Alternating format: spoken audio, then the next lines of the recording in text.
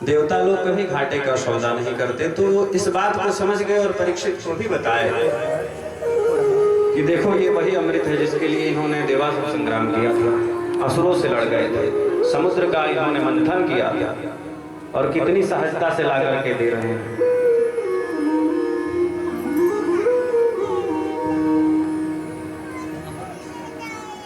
सुखदेव जी हंसते हुए बोले, श्रद्धा से आओगे तो कथा सुनाऊंगा। जैसन हो तो होए दा, हमरे ना समझ में आवत। अब आप भी इस बात का विचार कर सकते हैं कि अमृत श्रेष्ठ है या भागवत कथामृत श्रेष्ठ है। भागवत कथामृत श्रेष्ठ है कि अमृत श्रेष्ठ है? एक सुर में बोले, भागवत कथामृत श्रेष्ठ है। इस भागवत कथामृत का रसपान करने के लिए हम सभी इस पंडाल में विराजमान हैं। इसकी दूसरी विशेषता भगवान श्री सुखदेव जी बताते हैं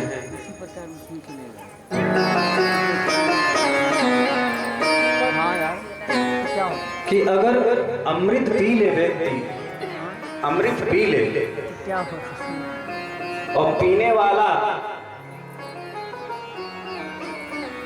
अगर उसका सत्कर्म धीरे धीरे क्षीण हो जाए, उसका पुण्य समाप्त हो जाए, तो वह चाहे देवता ही क्यों ना हो, धरती पर उसका भी पतन हो जाता है, गिर जाता है स्वर्ग से। और हरि कथामृत की यह विशेषता है, कल्मषापहम, यह समस्त पापों को ही नष्ट कर देती है। जब सभी पाप ही नष्ट हो जाएंगे तो शेष बचेगा पुण्य। अब उसका उस पुण्य का क्या फल होगा, आगे वर्णन में सुनने को मिलेगा।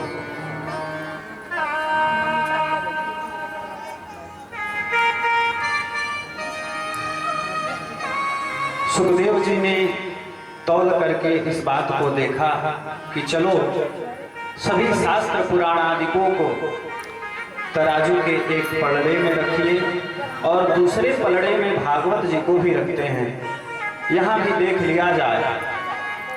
यह तो अप्रत्यक्ष रूप से ज्ञान की बात थी, लेकिन प्रत्यक्ष रूप में भी देखा जाए। जब उन्होंने तराजू के एक पलड़े में भागवत जी को रखा और दूसरे पलड़े में समस्त वेद पुराण आदि ग्रंथों को रखा, तो भागवत जी का ही पलड़ा नीचे हुआ।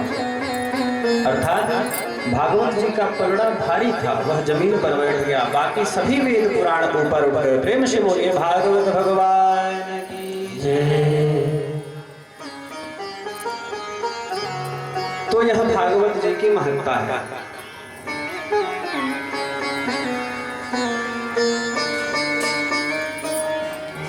इस बात को देख करके सभी देवता आश्चर्यचकित रह गए कि हम कितनी बड़ी गलती कर रहे थे, हमें तो इस बात का पता ही नहीं था कि भागवत इतना बड़ा महत्वपूर्ण यह ग्रंथ है।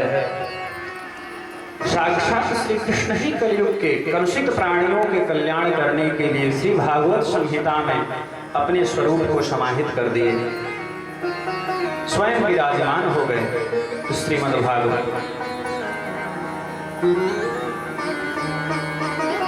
इसलिए भागवत ग्रंथ का प्रत्येक अक्षर, जितना सांवला सांवला अक्षर है वह सांवला श्याम है।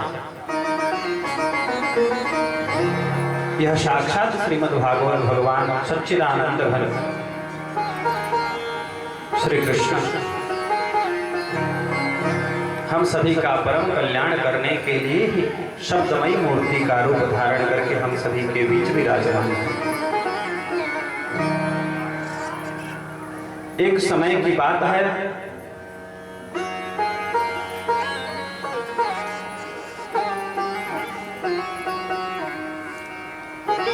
विशालापुरी जिसको बद्रीनाथ कहते हैं, सनकादिक चारों भाई सनक सनंदन सनातन सनत कुमार चारों भाई सत्संग की इच्छा से विचरण करते हुए वहां पर आए।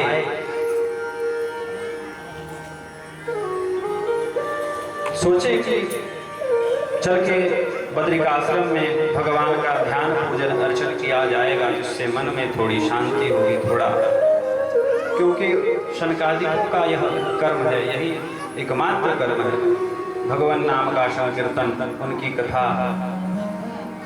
ये सनक सनंदन सनातन शंकर कुमार कोई और नहीं, यह भी साक्षात भगवान के ही स्वरूप हैं, भगवान के ही अवतार हैं।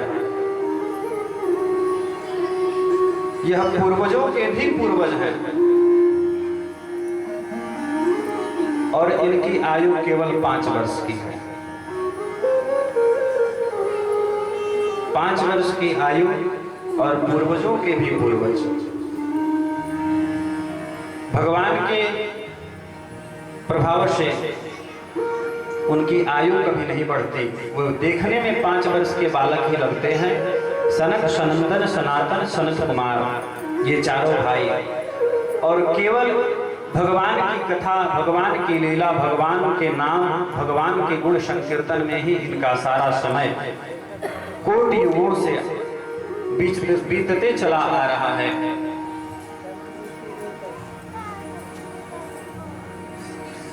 यही सोच करके वे बद्रिकाश्रम आए। तब तक कुछ ही क्षण में उन लोगों के कानों में एक सुमधुर ध्वनि सुनाई दी। ध्वनि क्या थी? नारायण नारायण श्रीमन नारायण नारायण नारायण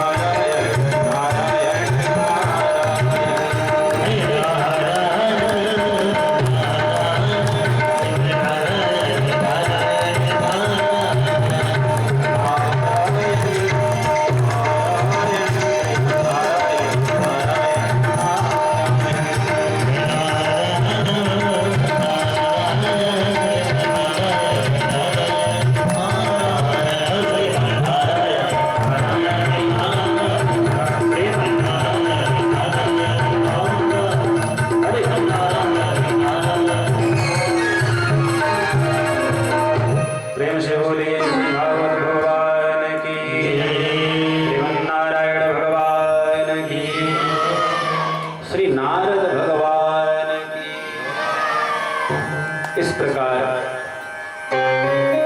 नारायण नारायण शब्द का उच्चारण करते हुए भगवान नारद जी वहां पधार गए। सनकादिकों ने नारद जी को देखा तो बड़े आश्चर्यचकित हुए। क्यों? क्योंकि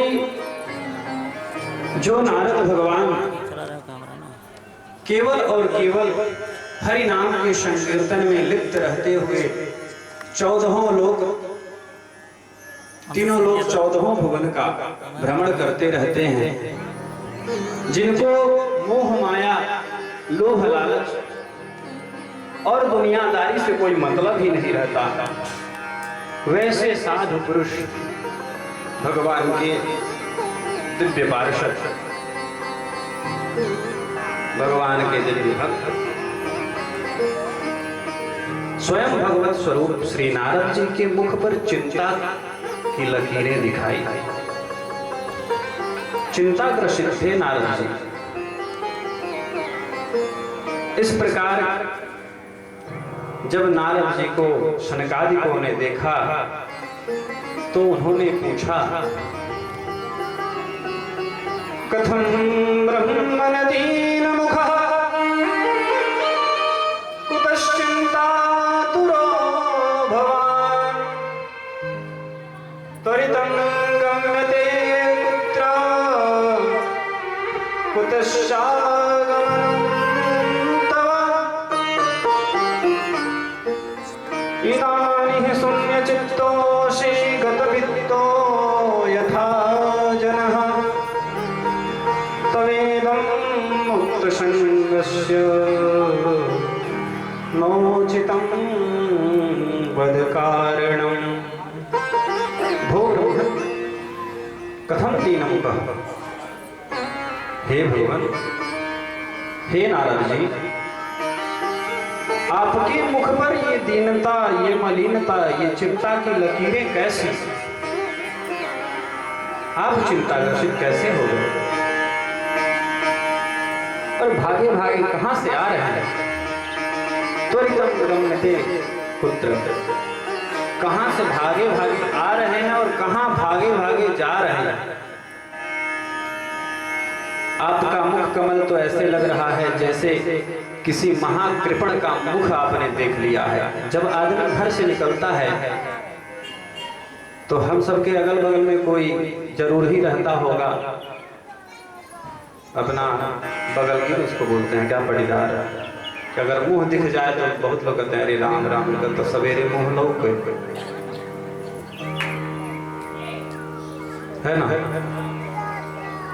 तो वही पूछे सनकादिक ऋषि की आखिर में ऐसे किस कृपण का आपने तो मुंह नहीं देख लिया जो ऐसे चिंतातुर हैं? अब सोचिए कि कृपणों की चर्चा खाली मृत्युलोक में ही, हमारे आपके अगल बगल में ही नहीं, स्वर्ग में भी होती है। नारद जी को भी कृपण दिख गया है, ऐसा अगर आभास सनकादिकों ने किया तो मतलब क्या इसका कि कृपण स्वर्ग में भी रहते हैं। जिसको स्वर्ग मिल गया हो वो भी कृपण हो तो धरती पर कितनी कृपणता होगी इसका तो हम कल्पना ही कर सकते हैं। एक बार एक महात्मा जी दान की महिमा बता रहे थे, तो कृपण मतलब कंजूस ही होता है। जो कंजूसी करे, वो चाहे भगवान नाम के संकीर्तन में कंजूसी करे, ताली बजाने में कंजूसी करे, दान में कंजूसी करे या किसी काम में कंजूसी करे। कंजूस कई प्रकार के होते हैं।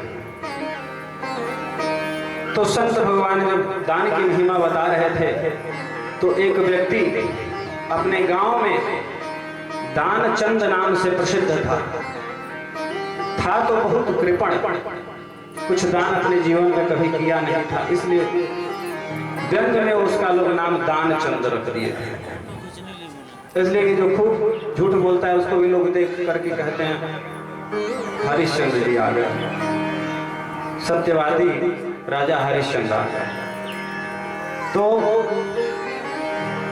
दानचंद जी से लोगों ने कहा कि अरे दान की महिमा इतना संत जी बता रहे हैं, कुछ दान पुण्य करो तो बोला कि सब लोग तो दान कर ही रहे हैं, हमारा करना जरूरी है। सब दान कर ही रहे हैं तो हमारा करना जरूरी है। अरे भाई, तुमने कभी कुछ दान नहीं किया और तुम्हारा नाम भी दानचंद रखा गया, कम से कम नाम की गरिमा तो बचा लो, नाम ही की गरिमा बचा लो, कुछ दान कर दो। तो बोला अच्छा कल दान करेंगे। कल पर छोड़ दिया। रात भर उसको नींद नहीं आई कि अब दान करना पड़ेगा। बहुत सोच विचार करते करते सुबह फिर सत्संग में जाना, तो एक चवन्नी हाथ में लिया और देखा उसको, बार बार देखे और बार बार सोचे आज तो तुम चली जाओगी। सिक्के को देख रहा है चवन्नी, और सुबह से ही लगा हुआ है कि सत्संग में जाना है, आज तुम चली जाओगी। देखे और रोए, जैसे कोई अपनी बेटी को विदा कर रहा हो, और उस समय जो उसकी दशा होती है वही दशा दानचंद की थी उस चवन्नी के लिए।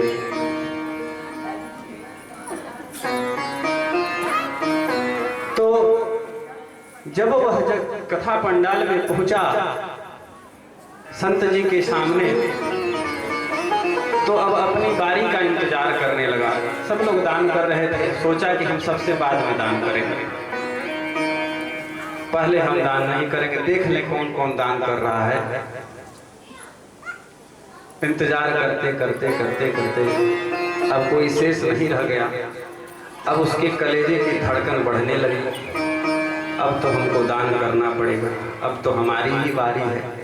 तो बगल खड़ा आदमी बोला क्यों, कल तो बोले थे दान करने के लिए, लाए हुए? तो बोला कि हाँ लाए हैं। तो जाओ दान करो। तो बोला कि अच्छा कर देते, जब तुम कह रहे हो तो कर ही देते। हाँ हाँ जाओ दान करो। तो हम करेंगे ही क्या, जब दान ही करने के लिए आए हैं तो दान कर देंगे, अब तो हमारी ही बारी है, अब क्या देख रहे हो हमारे। अब जो दान करने के लिए उकसाया था, बोला था, उस पर गुस्सा करने लगा। जब तो लेके आ ही गए हैं तो दान करेंगे, तो क्या चिंता कर रहे हो, लेके जा रहे हैं ना। लेकर के गया दान करने के लिए। अंतिम क्षण में सोचा कि एक बार फिर से इसको देख लूं। अब जितना कस के मुट्ठी पकड़े पकड़े इंतजार किया था, तो उसके हाथ में पसीना आ गया था, और मुट्ठी खोल के देखा कि एक बार देख लें, अब तो तुम जा ही रही हो। जैसे ही मुट्ठी खोला, पसीना हाथ से भरा हुआ था। पसीने से भरे हाथ को देख करके बोला अरे नहीं नहीं नहीं नहीं, तुमको मैं किसी को नहीं दूंगा, तुम बड़ी रोती हो, तुम मेरे ही पास आ, मैं तुमको किसी को नहीं दूंगा। फिर वापस जो है कि लेके चला। ऐसे कृपण होते कंजूस। सरकार जी कहते हैं कि कहीं किसी कृपण का मुंह तो आपने नहीं देख लिया जो ऐसे चिंतातुर हैं। इसलिए कि अगर इस कलयुग में ऐसे कृपण रहेंगे तो सोचिए साधु संतों की क्या दशा होगी, जिसने अपना घर बार लोक कल्याण के लिए छोड़ दिया है।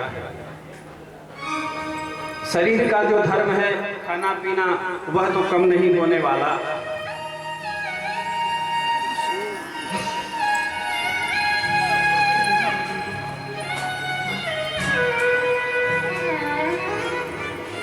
बोले कि तो फिर बताइए ऐसा क्या चला गया है, आपका कोई धन चला गया है? क्योंकि धन छिन जाए तो भी संत पुरुष उसका मलाल नहीं रखते। अगर धन छिन गया हो आपका तो धन केवल घनश्याम है, श्याम सोलोने श्री भगवान है। तो आपका ऐसा कौन सा धन था जो छिन गया और आप इतने दुखी होकर के घूम रहे हैं?